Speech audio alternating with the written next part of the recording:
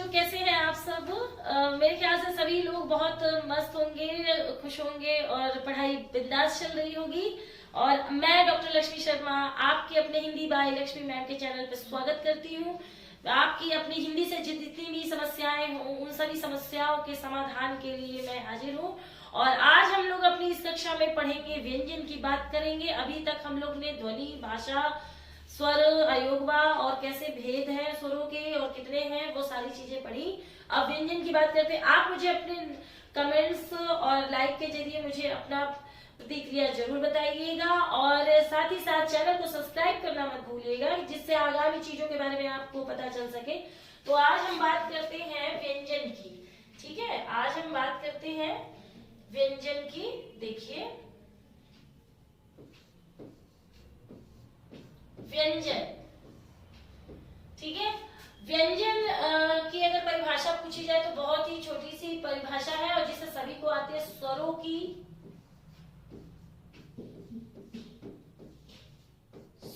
की सहायता से बोली जाने वाली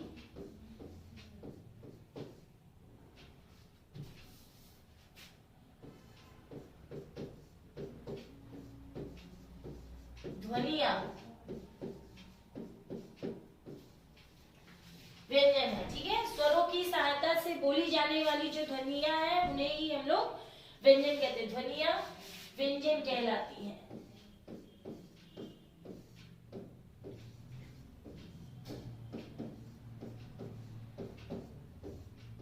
जितना आप अच्छे से अगर स्वयं लिख के अगर बोल के अगर करेंगे तो वो चीजें आपके दिमाग में बैठेंगी। इसलिए कोशिश किया कीजिए। बहुत सारी चीजें पढ़ने से भी हमें समझ में आती हैं, लेकिन कहते हैं कि जैसे अगर हमें हर चीज का एहसास होना जरूरी है, तो वो एहसास ही हमको पढ़ने और लिखने या किसी भी कार्य को करने के लिए इस पास लेके आता है हमारे लक्ष्य के करीब। ठीक है, तो स्वरों की सहायता से बोली जाने वाली ध्वनियां व्यंजन कहलाती हैं। और अगर आपसे पूछा जाए कि व्यंजन के कितने भेद है, तो अधिकतर बच्चे कहते हैं 33। आप 33 कहते हैं, 46 कहते हैं, जो भी आप बताइए वो कहाँ कैसे आपको बताना है, मैं आज आपको बताती हूँ। व्यंजन के भेद की बात कीजिए तो प्रयोग के आधार पर तो व्यंजन के 5 भेद होते हैं, लेकिन व्यंजन के मुख्य भेद 3 प्रकार के होते हैं। मुख्य जो भेद होते हैं वो 3 प्रकार के होते हैं। 3, ठीक है। मैं फिर से कहूंगी, आप कोई भी जो आप हमारा जो चैनल चलता है उसके टेलीग्राम से जुड़िए, उस चैनल को सब्सक्राइब कीजिए। तो बहुत सारी चीजें आपको, जो भी आगामी परीक्षाएं होने वाली है उसमें ये आपकी हिंदी की यात्रा को सुगम और सरल बना सकती है। तो व्यंजन के मुख्य भेद 3 होते हैं। कौन कौन से? तो देखिए, स्पर्शी जिनकी संख्या 25 होती है। दूसरा, अंतस्थ जिनकी संख्या 4 होती है।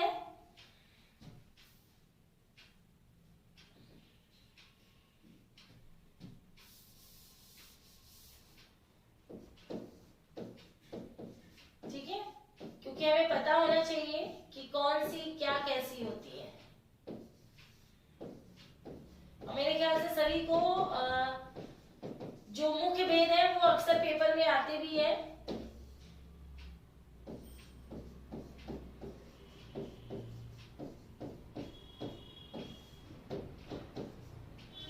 ये है हमारे मुख्य भेद। ठीक है, आप देख सकते हैं आपके 25 और 8 33 हो जाएंगे।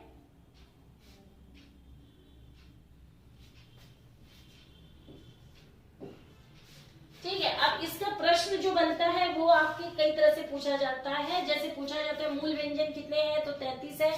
या मुख्य व्यंजन कितने हैं, तो 33 है। पंडित कामता प्रसाद गुरु ने कितने व्यंजन माने हैं, तो 33 है।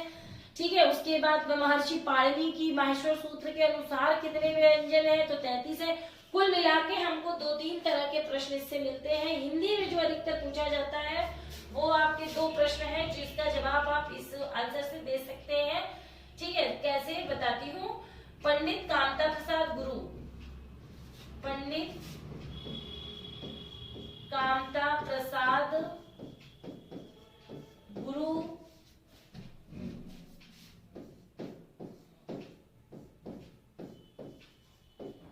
के अनुसार या वर्णमाला में मुख्य व्यंजन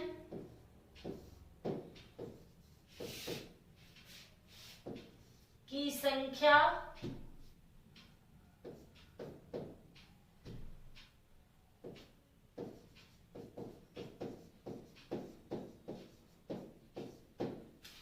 तैतीस। दो तरह के प्रश्न कई बार आए हैं और ये आप देख सकते हैं पंडित कामता प्रसाद गुरु के अनुसार या वर्णमाला में मुख्य व्यंजनों की संख्या 33 ही है। ठीक है, लेकिन कभी कभी क्वेश्चन को थोड़ा सा दूसरा रूप देता है। अगर हम बात करते हैं इसमें प्रयोग के आधार पे दो इसमें कौन से जुड़ जाते हैं, तो संयुक्ताक्षर हमारे हिंदी में 4 प्रयुक्त होते हैं। ठीक है, और पांचवा आपका द्विगुणी है, जो कि इनका प्रयोग संस्कृत में नहीं होता, केवल हिंदी में होता है और ये उच्छिष्ट वर्ण भी कहलाते हैं, तो ये द्विगुणी होते हैं। अगर हम 33 में 6 जोड़ देते हैं, ठीक है, 6 अगर हम प्लस कर देते हैं तो आप देख रहे हैं कि आपके 39 व्यंजन प्रयोग के आधार पे है। तो अब आपका प्रश्न ये बनता है कि मैडम अगर हम मान लीजिए कि पेपर में ये आ जाए, बच्चे अक्सर जैसे क्रॉस क्वेश्चन करते हैं, तो उन्होंने ये पूछा कि वर्णमाला में व्यंजनों की संख्या कितनी है, और उसमें 33 भी दिया है, 48 भी दिया है, 44 भी दिया है और 39 भी दिया है। तो आपको याद रखना है बेटा कि कभी भी हमको जो मूल है वही देना है, बाकी कोई नहीं देना है। ठीक है, 39 भी अगर दिया हो तो आपको नहीं लगाना है कि ये सारे आंसर रॉन्ग हो जाएंगे, आपका आंसर होगा 33। मगर 33 नहीं है तब आपका आंसर हो जाएगा 39। ना 48 ज्यादा पूछेगा, ना आपका 44 पूछेगा। इस तरह से कुल मिला के जो भी आपका बनता है वो 33 और 39 के बीच में व्यंजन आता है। ठीक है, अब अगर हम लोग बात करते हैं कि व्यंजनों का वर्गीकरण जैसे चल रहा है तो कैसे हम लोग उसको देखते हैं, उसे भी देख लिया जाए। स्पर्शी किसको कहते हैं, क्या अगले पृष्ठ पे चलते हैं हम लोग। देखिए, स्पर्शी की बात करते हैं तो याद रखिएगा स्पर्श का अर्थ होता है छूना। किसी भी चीज को जब हम छूते हैं तो उसे संस्कृत की भाषा में स्पर्श कहते हैं। तो जाहिर सी बात है जिस समय मुख से हमारी ध्वनियां निकलती है उसमें जीभ कहीं ना कहीं मुख के स्थानों को छूती है। ठीक है, बहुत मतलब तरीकों से। और इसका जैसे कहा गया है कि हिंदी भाषा वैज्ञानिक है, प्रामाणिक है। वैज्ञानिक का मतलब क्या, विज्ञान की तरह है, इसको समझना पड़ेगा। और प्रामाणिक क्या, हर बात का प्रमाण यहाँ मौजूद है। मतलब कोई भी परिभाषा, कोई भी शब्द जब हम प्रयोग करते हैं हिंदी भाषा के, तो क्यों किया, कैसे हुआ, इन सब का उत्तर हमें मिल जाता है, यानी इसीलिए वैज्ञानिक। तो जाहिर सी बात है जो हमारे मुंह की संरचना है वो ही हमारे इस वर्गीकरण का आधार बनती है। मुंह की संरचना में ध्वनियों का, तरह तरह की ध्वनियों का जो निकलना होता है वो भाव पे भी होता है और साथ ही साथ वो हमारे मुंह के अलग अलग स्थानों से भी जुड़ा होता है। ठीक है, तो स्पर्शी की बात कीजिए तो स्पर्शी उन व्यंजनों को कहते हैं जिसे बोलते समय जीभ मुख के अलग अलग भागों को छूती है। अगर हम मेन भाग की बात करें तो मेन भाग हमारे 5 होते हैं। ठीक है, जिसे कि 5 वर्ग भी बोलते हैं। मुख्य स्पर्शी का दूसरा नाम आप सभी को मालूम है, इसे वर्गीय अक्षर भी कहते हैं। वर्गीय, ठीक है। अच्छा, इसमें आपको 2 चीजें सीखने को यहाँ मिल जाएंगी कि आपका स्पर्शी कितने होते हैं। तो स्पर्शी की संख्या अभी मैंने आपको बताई 25, और 25 को 5 भागों में बांटा गया है। 25 वर्णों को 5 भागों में बांटा गया है।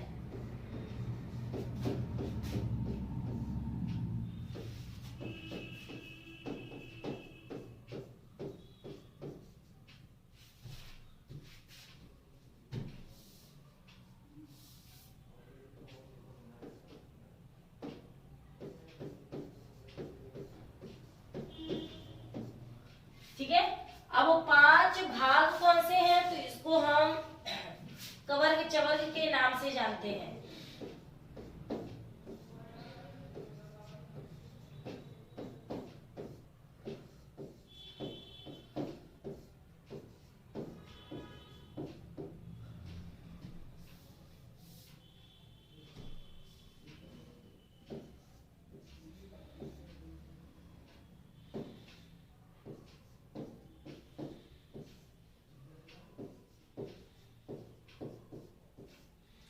देखिए कवर्ग, चवर्ग, टवर्ग, तवर्ग और पवर्ग, 5 वर्ग हो गए। अब हर 5 वर्ग में 5 अक्षर, तो हमारी जाहिर सी बात है 25 अक्षरों को 5 वर्गों में बांटे गए, इसलिए वर्गीय भी कहलाते हैं। ठीक है,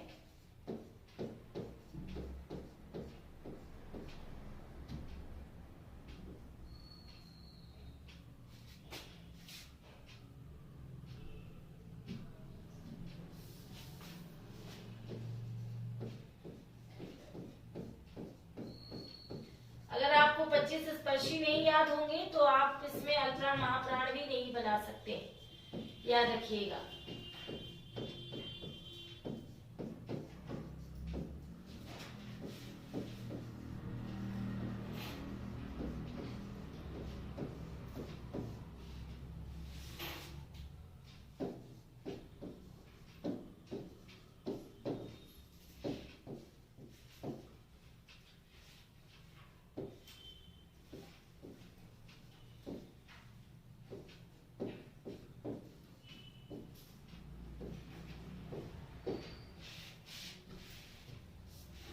ये देखिए 25 स्पर्शी को मैंने 5 वर्गों में बांट दिया है, और 25 स्पर्शी का मतलब, अब देखिए हमारे मुंह में 5 मुख्य स्थान होते हैं, कंठ, तालु, मूर्धा, दंत और ओष्ठ। ठीक है, इसे फिर से समझ लीजिए, 5 उच्चारण स्थान मुख्य होते हैं।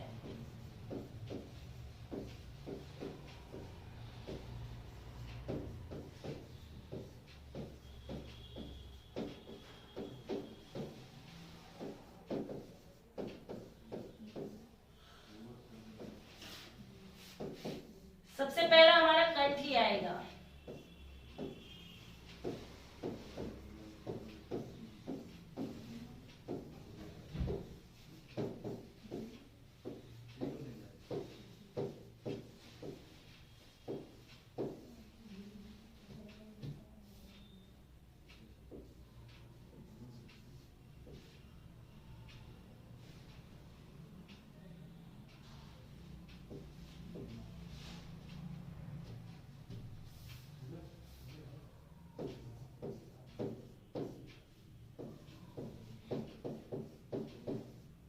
ये ठीक है, तो अब हमको इन्हीं में ज्यादातर ध्यान देना है कि कंठ का कौन सा है, तालु का। देखिए कभी कभी कहता है कि 5 उच्चारण, मुख्य उच्चारण स्थान कितने हैं, तो 5 ही है, बाकी 2-2 का जोड़ा आप बना के इसको हम उच्चारण स्थानों में जब हम कन्वर्ट करेंगे तो चीजें आपको दिखाई देगी।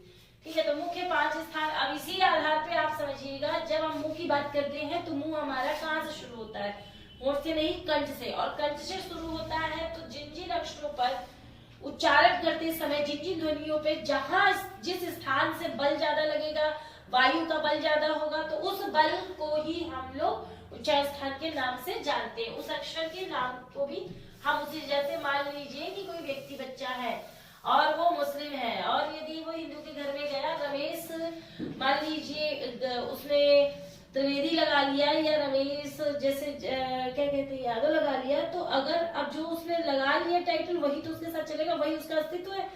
ठीक है, तो इसी तरह से ये जहां जहां से बोले जाते हैं यही उनके अस्तित्व है। तो अब बात करते हैं कवर का उच्चारण स्थान जो होता है कंठ, इसलिए ये कहलाता है कंठ्य अक्षर। ध्यान से बेटा इसको पढ़िएगा, क्योंकि इससे एक प्रश्न जरूर आता है। कंठ्य अक्षर इसलिए कि पहला स्थान कंठ का होता है, और कंठ से ही हमारे सारे ये 5 बोले जाते हैं। ठीक है, दूसरा हमारा तालव्य अक्षर, तीसरा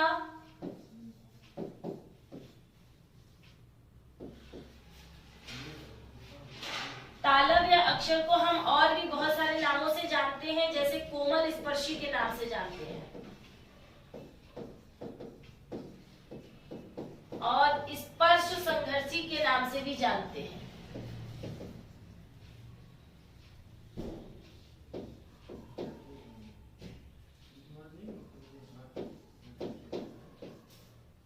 स्पर्श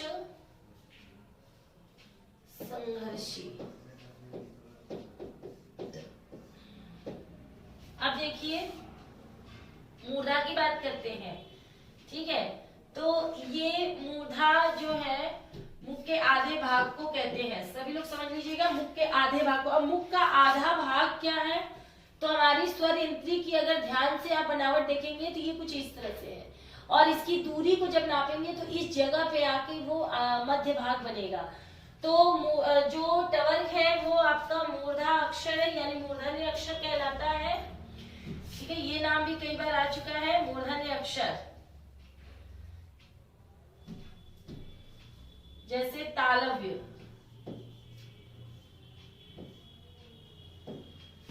ठीक है। तालव्य कोमल स्पर्श से, अब इसको कहेंगे मूर्धन्य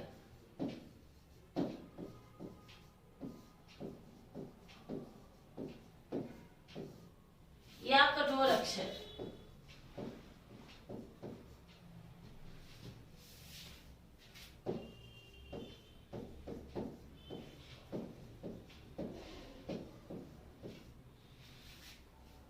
ठीक, तवर्ग की बात करेंगे तो ऊपर त थ द, ये हमारे ऊपर वाले दांत के जड़ में जाके लगता है। तो देखिए इसको बोलते हैं दंत्य,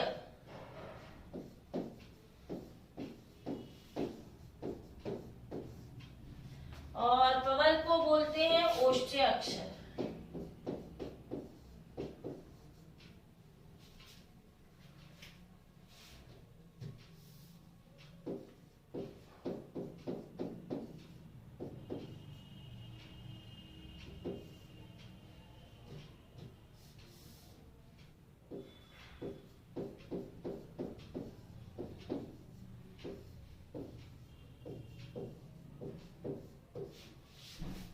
सभी को समझ में आ गई होगी बात, ये आपको क्लियर लिख देते हैं। तो ये थे हमारे स्पर्शी का थोड़ा विवरण, और इसका एक और विवरण है, हर वर्ग का पांचवा अक्षर 3 नामों से जाना जाता है। ये बात याद रखिएगा, यहाँ से 3 क्वेश्चन पनपते हैं, ठीक है। सबसे पहली बात तो हर वर्ग का जो पांचवा अक्षर है वो किस नाम से जाना, तो 2 नामों से जाना जाता है। एक, ठीक है, एक तो हमारा ये कहलाएगा नासिक अक्षर, ठीक। दूसरा अपना कहलाएगा ये हमारा अनुनासिक अक्षर,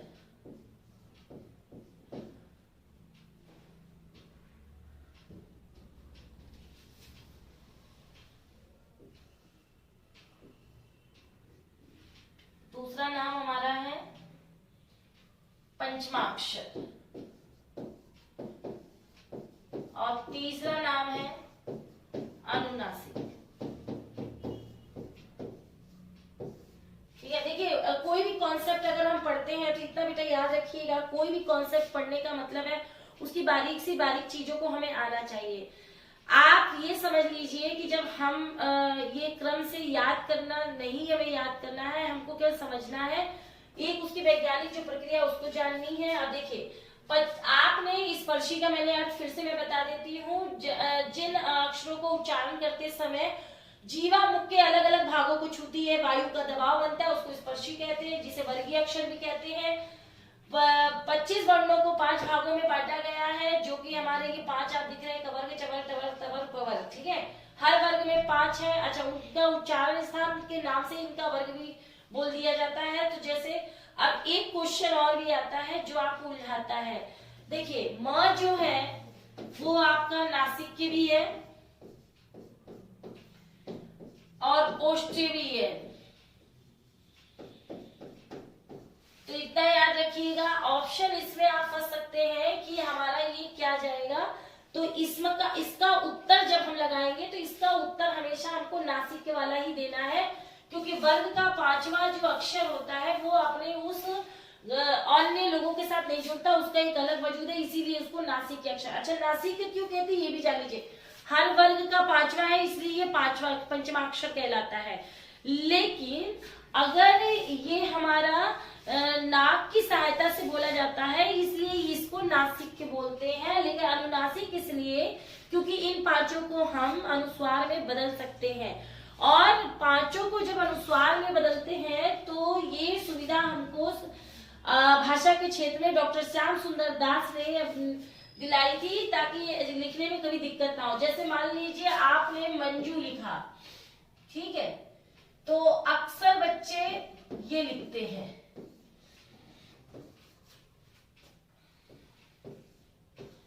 लेकिन आपको याद होना चाहिए कि ये अशुद्ध वर्तनी है। मंजू का जो लिखेंगे, ये लिखेंगे, ये शुद्ध वर्तनी है। याद रखिएगा अच्छी तरह से। आपका जो ये भाग है वो आपको बिल्कुल करेक्ट पता होना चाहिए। अगर आप ये सारी चीजें अच्छे से नहीं पढ़ेंगे तो आपको आएगी नहीं, ठीक है। तो आपको देखिए वर्तनी कितना फर्क हो गया। हमको छोटी सी चीज पता है, मंजू समझ में आता है, लेकिन ये रॉन्ग है, ये अभी कैसे निकला है इसको निकालने के तरीका मैं बताती हूँ। बहुत आसानी से आप सीख जाएंगे। देखिए गंगा शब्द आपका लिखा है, ठीक है, तो जिस अक्षर के ऊपर बिंदी आती है, ध्यान से सुनिएगा, ये बहुत आसान सी ट्रिक है जिसके जरिए आप सही वर्तनी तक पहुंच सकते हैं। किसी भी अक्षर के ऊपर बिंदी आती है और उसके बाद अगर कोई भी दूसरा स्पर्शी अक्षर कोई आता है या वही आता है तो वो बिंदी इस स्पर्शी के 5 में बदल जाएगी। अभी आपने देखा था पिछले वाले जो मैटर में मैंने आपको दिखाया है, तो हर वर्ग का 5वां, यानी अगर ग की बात करें तो ग का 5वां हमारा यंग है, ठीक है। तो अगर शुद्ध वर्तनी की बात कीजिए तो यंग आ जाएगा अनुस्वार की जगह, और फिर ये गा भी आ जाएगा, तो बन जाएगा गंगा। सभी को बात समझ में आई होगी। इसीलिए मैंने जैसे अगर मंजू लिखा है तो हमारा यहाँ पे ज आया है, और ज का 5वां अगर लिखा जाए तो ज छ ज ज य, तो इस बिंदी की जगह हमारा य आएगा। ये वर्तनी बिल्कुल शुद्ध है और सही है, और इस पे आप कहीं भ्रमित नहीं होंगे। तो ये चीजें समझ में आई होंगी। 1 नंबर आपका वर्तनी का प्रयोग मैंने बताया जो कि यही से निकला हुआ है, ठीक है। इसी में आपको संपृक्त ध्वनि भी पता चल जाएगी, इसी में आपको संयुक्त ध्वनि भी पता चल जाएगी, जिससे आप आसानी से सीख सकते कर सकते हैं। तो अब आगे की प्रक्रिया पे चलते हैं।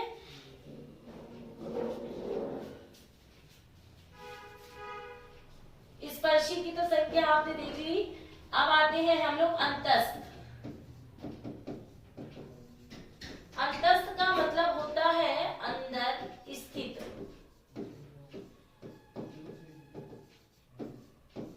अंदर स्थित, ठीक है। अंदर स्थित का मतलब जब हम लोग से वायु को बोलते हैं तो वायु हमारी बाहर भी निकलती है, अंदर भी रहती है, तो उनको ध्यान में रख के याद रखना है कि अंतस्थ का, जैसे कहते हैं ना कि चेहरा बहुत कुछ बोलता है, वैसे शीर्षक भी बहुत कुछ बोलता है, और इसे ध्यान में रखना है।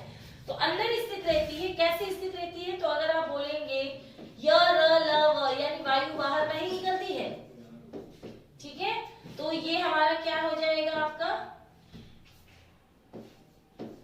अंतस्थ, ठीक है। सभी को समझ में आया? अब इनके और भी कई नाम है, तो एक बार फिर से सुन लीजिए। जिन अक्षरों को बोलते समय मुख में वायु अंदर ही रहती है तो उन्हें अंतस्थ अक्षर कहते हैं, और इनकी संख्या 4 है, और साथ ही साथ इनके क्रम, ये याद रखिएगा, क्रम भी लगाने को आता है, य र ल व हिंदी में होता है, ठीक है। इन दोनों का नाम एक और है अर्ध स्वर। य और व दोनों बोले जाते हैं अर्ध स्वर, ठीक है। र जो है वो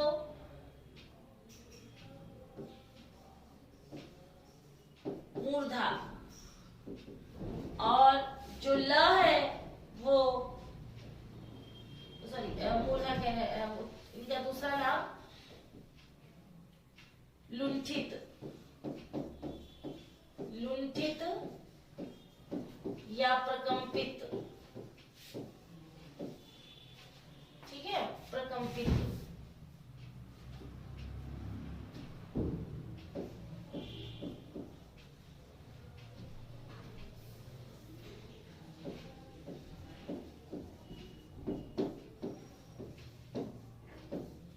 और ल हमारा है पार्श्व। तो ये रहा आपका कुछ मैंने आपको अभी अभी आज व्यंजन के कुछ ही भेद बताए हैं, ठीक है। इसका अगला जो है वो तीसरा पार्ट है ऊष्म व्यंजन।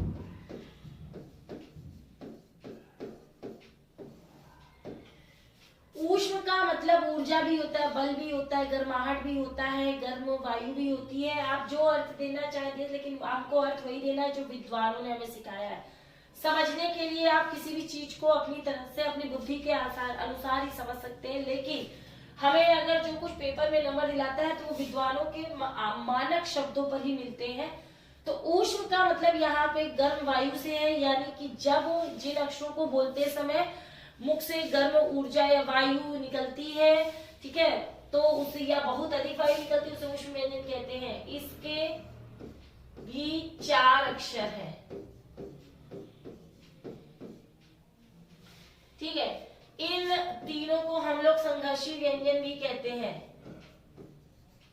अब आपका माथा चकराया होगा कि वहां भी संघर्ष नहीं, वहां स्पर्श संघर्षी था, यहाँ केवल संघर्षी है। ये हमारा तालव्य है, ये हमारा मूर्धन्य श है, और ये हमारा दंत्य स है,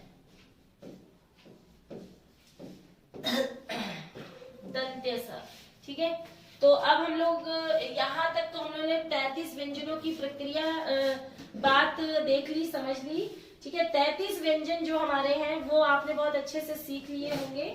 बाकी के जो हमारे प्रयोग के आधार पे 2 बने हैं वो हम आपको कल की कक्षा में बताएंगे। कंटिन्यू जुड़े रहिए, इस चैनल को सब्सक्राइब कीजिए। आप हमारे लिंक पे जाकर सभी कक्षाओं को क्रम से देख सकते हैं, ठीक है। आप लोग इस चैनल को सब्सक्राइब कीजिए, लाइक कीजिए, ज्यादा से ज्यादा शेयर कीजिए। हमारे टेलीग्राम से जुड़कर जो भी हिंदी की वीडियोस है, जो क्वेश्चन है, उन पे भी आप अपना प्रयोग करके अपने आंसर दे सकते हैं। तो इस चैनल से जुड़े रहिए और अपनी मैडम के साथ बने रहिए। तब तक के लिए विदा।